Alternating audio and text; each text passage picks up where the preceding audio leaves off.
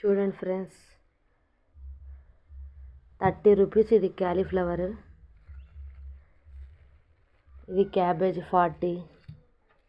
ఇంకా తెచ్చి 3 డేసే అవుతుంది. మా పెద్దమ్మ ఫ్రిడ్జ్లో పెట్టింది. అది కాక ఇది ముందే చలికాలము. ఇది రాడిష్ 30 రూపీస్, వ్యాంగో 30 రూపీస్,